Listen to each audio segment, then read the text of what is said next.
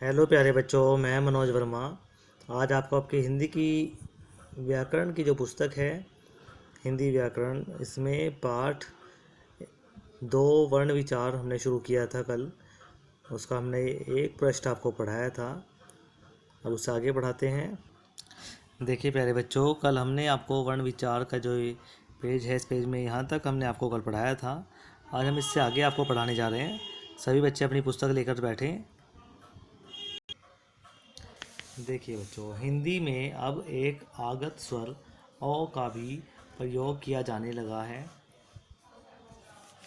जो कि अंग्रेजी के शब्दों में अधिकतर प्रयोग होता है, जैसे हॉस्पिटल, कॉपी, कॉलेज।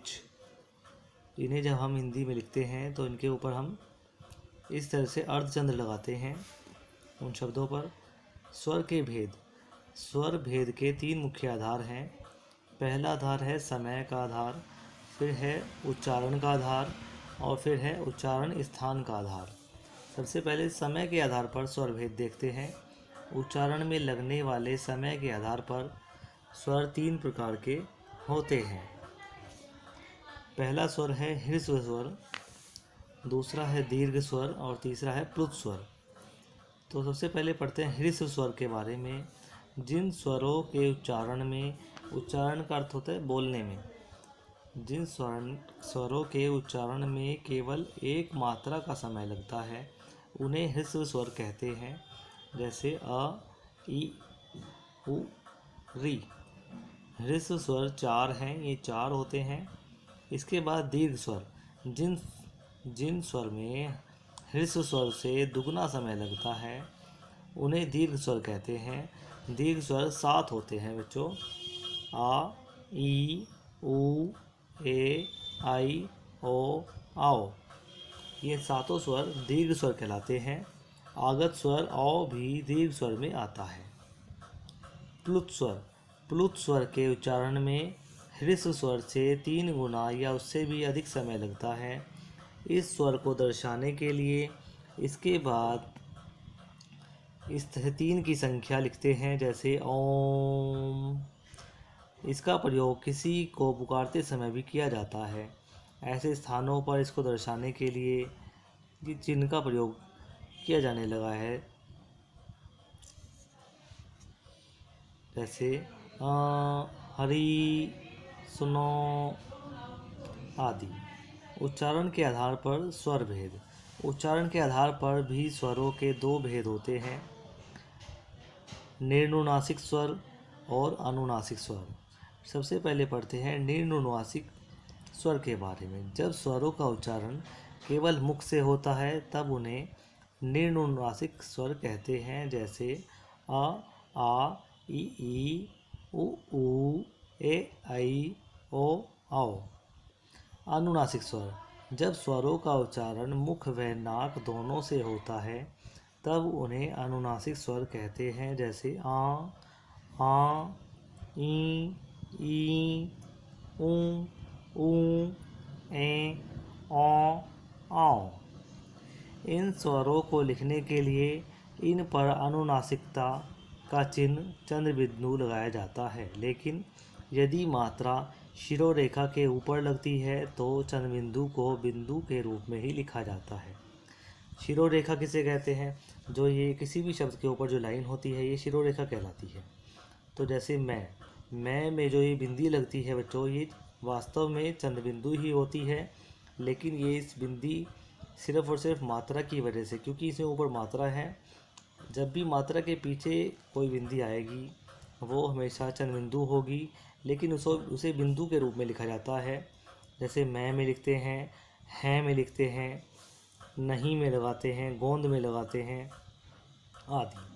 अनुनासिक स्वर शब्दों के प्रारंभ, मध्य और अंत सभी स्थितियों में आ सकते हैं, जैसे आंधी, चांद, कहूँगा, पहुँच, नदियाँ, यहाँ वहाँ आदि। उच्चारण स्थान के आधार पर स्वर भेद। किसी वर्ण के उच्चारण में जिस अंग का मुख्य योगदान होता है उसे उस वर्ग का उच्चारण स्थान कहते हैं।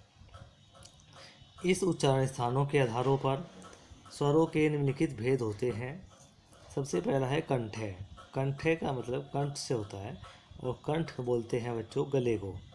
जिन वर्णों का उच्चारण कंठ से होता है उन्हें कंठय कहते हैं। अ कंठय स्वर है।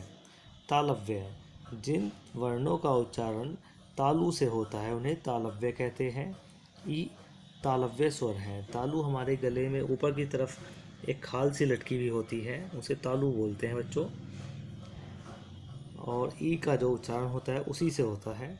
मूर्धन्य, जिन वर्णों का उच्चारण मूर्धा से होता है उन्हें मूर्धन्य कहते हैं। ऊपर के जबड़े में जहाँ पर जीभ लगती है दांतों के पीछे उसे हम मूर्धा बोलते हैं। उससे जो शब्दों का उच्चारण होता है जैसे री, तो वो मूर्धन्य स्वर है। अब आगे बढ़ते हैं। ओष्ठ है, जिन वर्णों का उच्चारण ओष्ठ ओष्ठ कहते हैं होठ को, जो लिप्स होते हैं, ओष्ठ से होता है उन्हें ओष्ठय कहते हैं। ऊ ओष्ठय स्वर है। ऊ बोलने के लिए हमें दोनों होठों को आगे की ओर लाना होगा, तभी हमारा ऊ वर्ण का उच्चारण होगा। कंठ तालव्य, जिन वर्णों का उच्चारण कंठ और तालु से होता है उन्हें कंठ तालव्य कहते हैं। ए आय कंठ तालव्य स्वर है, यानी कि इसमें कंठ गले का भी प्रयोग होगा और तालु का भी प्रयोग होगा। कंठोष्ठ है, जिन वर्णों का उच्चारण कंठ और ओष्ठ यानी कि गले से और होठ से दोनों से मिलकर होगा उन्हें कंठोष्ठ कहते हैं। ओ औ कंठोष्ठ स्वर है। स्वरों की मात्राएं। स्वरों का प्रयोग जब व्यंजन के साथ किया जाता है तब उन्हें मात्रा के रूप में व्यंजन के साथ जोड़ा जाता है। ए स्वर की मात्रा कोई मात्रा नहीं होती। सामान्यतः हिंदी के सभी व्यंजनों में ए स्वर मिला हुआ है। यदि स्वर रहित व्यंजन लिखना हो तो हम उसे हलंत रूप में लिखते हैं, यानी कि उन वर्णों के नीचे हम हलंत लगा देंगे, उन व्यंजनों के नीचे जो स्वर रहित होंगे। स्वर और उनकी मात्राएं निम्नलिखित हैं। देखिए आ की कोई मात्रा नहीं होती। आ की मात्रा होती है ई की मात्रा होती है। इसी प्रकार ई की मात्रा होती है, फिर ऊ की मात्रा और ऊ की मात्रा, फिर री की मात्रा, ए की मात्रा, आई की मात्रा, ओ की मात्रा, आउ की मात्रा, और इनसे बने हुए शब्दों को भी ठीक प्रकार से दिखाया गया है। इसके बाद विशेष बात पढ़ लेते हैं। कुछ मात्राएं व्यंजन के साथ दाईं ओर, कुछ व्यंजन की खड़ी पाई के नीचे और कुछ शिरोरेखा के ऊपर लगाई जाती है। देखिए कुछ दाईं ओर कौन सी लगती है? जो बड़ी ई की मात्रा होती है। कुछ व्यंजन की खड़ी पाई के नीचे लगते हैं। खड़ी पाई के नीचे जैसे कि ऊ की मात्रा होती है, चाहे छोटा ऊ हो चाहे बड़ा ऊ हो, या फिर री की मात्रा हो, ये तीनों खड़ी पाई के नीचे लगते हैं। खड़ी पाई बोलते हैं जो डंडा सीधा डंडा होता है, किसी भी अक्षर में जो सीधा डंडा होता है उसे खड़ी पाई बोलते हैं। और कुछ शिरोरेखा के ऊपर लगाई जाती है। शिरोरेखा मैंने अभी आपको बताई है, शब्द की जो ऊपर की लाइन होती है शिरोरेखा बोलते हैं। इसके ऊपर लगने वाली मात्राएं हैं ए, आई, ओ, औ, ये मात्राएं होती हैं इसकी। देखिए रे व्यंजन में ऊ और ऊ की मात्रा उसके बीच में लगती है। जैसे रुपया में छोटा ऊ लगा हुआ है और गुरु में भी छोटा ऊ है, परंतु अमरूद और ज़रूर में कैसा है? बड़ा ऊ लगा हुआ है। छोटे ऊ की और बड़े ऊ की पहचान बहुत ही आसानी से हो जाती है। छोटे ऊ में जो ये इस तरह से गोल किया जाता है तो पूरा गोल नहीं होता, बस हल्का सा इसे घुमा दिया जाता है। लेकिन बड़े ऊ में ही हमें ये पूरा गोल दिखाई देता है। इस प्रकार ये पहचान होती है, बस छोटी सी पहचान है। इसके बाद पढ़ते हैं अयोगवाह। हिंदी वर्णमाला में स्वरों के बाद अं और अह आते हैं। अनुस्वार और आहा विसर्ग अयोगवाह है। ये स्वर नहीं है, किंतु स्वरों की भांति इनके भी मात्रा चिन्ह हैं, इसलिए इन्हें स्वरों के अंत में रखा जाता है। इनका परिचय इस प्रकार है। अनुस्वार का प्रयोग स्पर्श व्यंजन के प्रत्येक वर्ग के स्वर रहित पंचमाक्षर के लिए किया जाता है। जैसे अंग्या खाली का प्रयोग होता है गंगा में, गंगा शब्द में। अय्या खाली का प्रयोग होता है चंचल में। अने खाली का प्रयोग होता है कंठ में। नय का प्रयोग सुंदर में। मैं का प्रयोग लंबा में आदि। विसर्ग विसर्ग का उच्चारण ह के समान होता है, आधे ह के समान। इस ध्वनि का प्रयोग मुख्यतः संस्कृत के शब्दों में होता है, जैसे अतः, प्रातः, मूलतः आदि। व्यंजन। अब देखिए बच्चों, ये स्वर का हमारा पूरा स्वर के बारे में सब कुछ बताया जा चुका है, मात्राएं बताई जा चुकी हैं, स्वर के भेद बताए जा चुके हैं। अब हम पढ़ते हैं व्यंजन के बारे में। जिन वर्णों के उच्चारण में स्वरों की सहायता ली जाती है और जिनके उच्चारण में श्वास वायु रुकावट के साथ मुख के बाहर आती है, उन्हें व्यंजन कहते हैं। यानी कि सांस लेते समय जो हवा रुकावट के साथ मुंह के बाहर आती है, उन्हें व्यंजन कहते हैं। व्यंजन के भेद।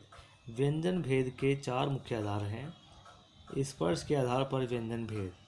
मुख के अंगों के स्पर्श के आधार पर व्यंजनों को मुख्य रूप से 3 भागों में बांटा गया है: स्पर्श व्यंजन, अंतःस्थ व्यंजन, ऊष्म व्यंजन। आइए सबसे पहले पढ़ते हैं स्पर्श व्यंजन के बारे में।